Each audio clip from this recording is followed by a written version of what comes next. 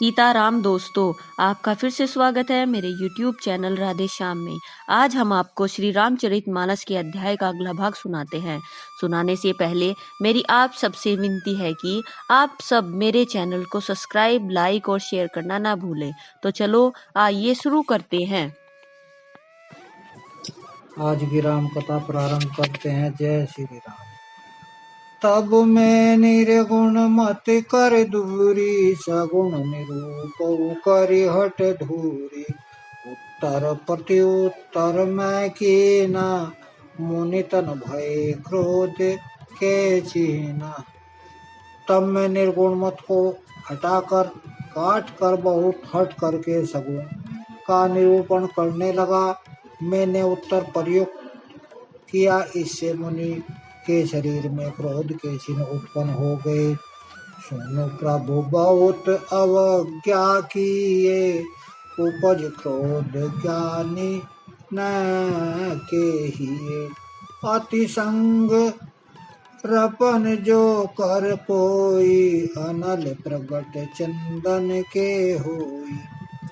हे प्रभु सुनिए, बहुत अपमान करने पर ज्ञानी के भी हृदय में क्रोध उत्पन्न हो जाता है। यदि कोई चंदन की लकड़ी को बहुत अधिक रगड़े तो उसमें भी अग्नि प्रकट हो जाएगी। बारंबार कपो सपोक मुनि, कराई निरूपण ज्ञान। मैं अपने मन बैठ तब करो विविध अनुमान। मुनि बार बार क्रोध सहित ज्ञान का निरूपण करने लगे। तब मैं बैठा बैठा अपने मन में अनेकों प्रकार के अनुमान करने लगा। क्रोध की द्विज बुद्धि बिनु, द्वैत की बिनु अज्ञान। माया बस परिच्छिन्न जड़, जीव की ईश समान। बिना द्वैत बुद्धि के क्रोध कैसा, और बिना अज्ञान के क्या द्वैत बुद्धि हो सकती है। माया के वश रहने वाला परिच्छिन्न जड़ जीव क्या ईश्वर के समान हो सकता है। कबू की देख दुख सब कर हित ताके, तेहि की दरिद्र परस मन जाके। परद्रोही की होई निशंका, काम पुनि की रही अकलंका। सबका ही चाहने से क्या कभी दुख हो सकता है। जिसके पास पारसमणि है, उसके पास क्या दरिद्रता रह सकती है। दूसरे से द्रोह करने वाले का निर्भय हो सकते हैं, और कामी क्या कलंक रहित बेदाग रह सकते हैं। वंश की रह द्विज अनहित कीने, कर्म की होई सब रूप ही चीने। काऊ सुमति की खल संग जामी, शुभ गति पावकी पर गामी। ब्राह्मण का बुरा करने से क्या वंश रह सकता है। स्वरूप की पहचान आत्मज्ञान होने पर क्या आत्मशक्ति पूर्वक कर्म हो सकते हैं। दुष्टों के संग से क्या किसी के सुबुद्धि उत्पन्न हुई है, पर स्त्रीगामी क्या उत्तम गति पा सकता है। भव की पराई परमात्मा बिंदक, सुखी की होई कबू हरि निंदक। राजू की रही नीति बिनु जाने, अध की रही हरि चरित बखाने। परमात्मा को जानने वाले कभी कहीं जन्म मरण के चक्कर में पड़ सकते हैं। भगवान की निंदा करने वाले कभी सुखी हो सकते हैं। नीति बिना जाने क्या राज्य रह सकता है। श्री हरि के चरित्र वर्णन करने पर क्या पाप रह सकता है। पावन जस की पुण्य बिनु होई, बिनु अद अजस की पावई कोई। लाभो की किछु हरि भगति समाना, जेहि गावई श्रुति संत पुराना। बिना पुण्य के क्या पवित्र यश प्राप्त हो सकता है। बिना पाप के भी क्या कोई अपयश पा सकता है, जिसकी महिमा वेद संत और पुराण गाते हैं। उस हरि भक्ति के समान क्या कोई दूसरा लाभ भी है। हानि की जग एहि सम किछु भाई, भजिय राम ही नर तनु पाई। पद की पिसून तसम कछुआना, धर्म की दया सरिस हरिजाना। हे भाई, जगत में क्या इसके समान दूसरी भी कोई हानि है कि मनुष्य का शरीर पाकर भी श्री रामचंद्र जी का भजन न किया जाए। चुगलखोरी के समान क्या कोई दूसरा पाप है, और हे गरुड़ जी, दया के समान क्या कोई दूसरा धर्म है। यही विधि अमित जुगति मन गुणऊ, मुनि उपदेश न सादर सुनहु। पुनि पुनि सगुन पंच में रोपा, तब मुनि बोलऊ वचन सकोपा। इस प्रकार मैं अनगिनत युक्तियां मन में विचारता था और आदर के साथ मुनि का उपदेश नहीं सुनता था। जब मैंने बार बार सगुन पक्ष का स्थापित किया, तब मुनि क्रोधयुक्त वचन बोले। मूढ़ परम सिख देहु न मानसी, उत्तर प्रति उत्तर बहु अनाम आनसी। सत्य वचन विश्वास न करई, बायस इव सब ही के डरही। अरे मूढ़, मैं तुझे सर्वोत्तम शिक्षा देता हूँ तो भी तू उसे नहीं मानता और बहुत से उत्तर प्रयुक्त दलीलें लाकर रखता है। मेरे सत्य वचन पर विश्वास नहीं करता, कौवे की भांति सभी से डरता है। सट सौ पंच तब हृदय विशाला, सदपि होई पंछी चंडाला। लेन श्राप में शीश चढ़ाई, नहीं कछु भय न दीनता आई। अरे मूर्ख, तेरे हृदय में अपने पक्ष का बड़ा भारी हठ है, अतः तू शीघ्र चांडाल पक्षी कौवा हो जा।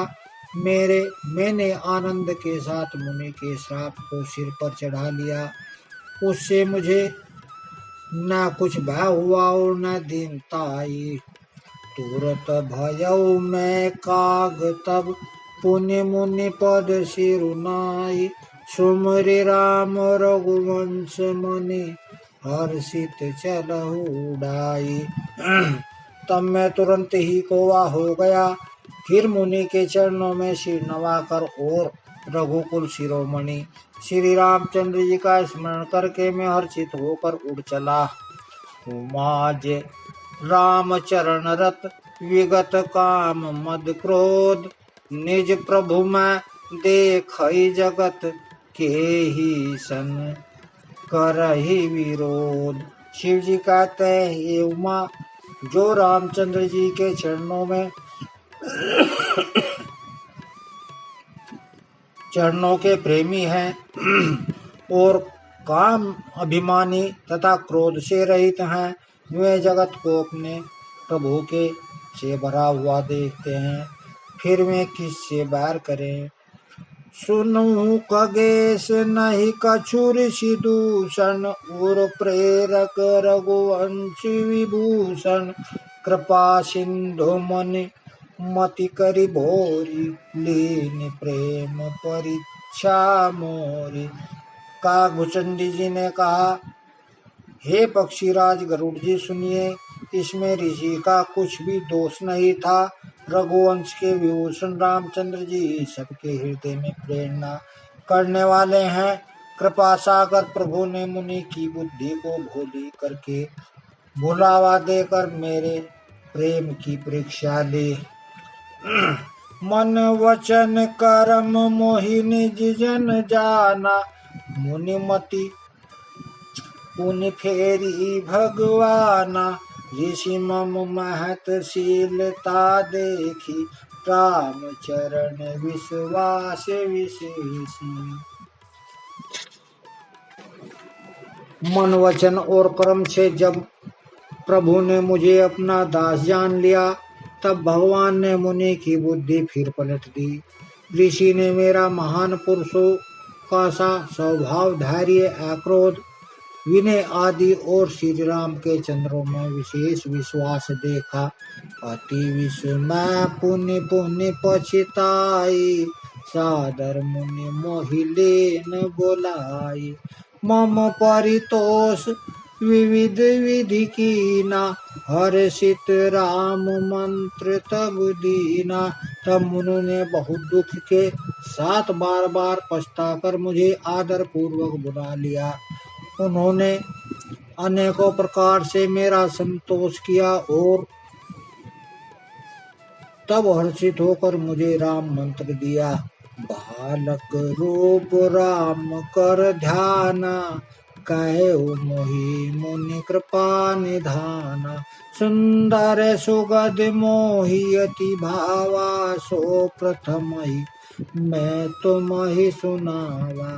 कृपा निधान मुनि ने मुझे बालक रूप रामचंद्र जी का ध्यान की विधि बतलाया। सुंदर और सुख देने वाला यह ध्यान मुझे बहुत ही अच्छा लगा।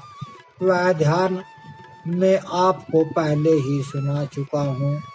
मुनि मोहि कछुक काल तह राखा, रामचरित्र मानस तब भाषा। सादर मोहि यह कथा सुनाई, पुनि बोले मुनि गिरा सुहाई। मुनि ने कुछ समय तक मुझको वहां अपने पास रखा। तब उन्होंने रामचरितमानस वर्णन किया। आदर पूर्वक मुझे वह कथा सुनकर फिर मुनि मुझसे सुंदर वाणी से बोले। रामचरित सरगुप्त सुहावा, शंभु प्रसाद तात में पावा। तो ही निज भगत राम कर जानी, ताते में सब कहूँ बखानी। हे तात, यह सुनकर और गुप्त रामचरितमानस मैंने शिव जी की कृपा से पाया था। तुम्हें श्री राम जी का निज भक्त जाना, इसी से मैंने तुमसे सब चरित्र विस्तार से कह सुनाया। राम भक्ति जिनके उर नाई, कबू न तात कहिय तिन पाई। मुनि मोहि विविध भांति समुझावा, मैं सप्रेम मुनि पद सिरुनावा। हे तात, जिनके हृदय में रामचंद्र जी की भक्ति नहीं है, उनके सामने इसे कभी भी नहीं कहना चाहिए। मुनि ने मुझे बहुत प्रकार से समझाया। तब मैंने प्रेम के साथ मुनि के चरणों में सिर नवाया। निज कर कमल पर मम शीसा, हर्षित आशीष देन मुनीसा। राम भक्ति अविरल और तोरे, बसहि सदा प्रसाद अब मोरे। मुनीश्वर ने अपने कर कमलों से मेरा सिर स्पर्श करके हर्षित होकर आशीर्वाद दिया कि अब मेरी कृपा से तेरे हृदय में सदा प्रगाढ़ राम भक्ति बसेगी। सदा राम प्रिय हो तुम, शुभ गुण भवन अमान। काम रूप इच्छा मरण, ज्ञान विराग निधान।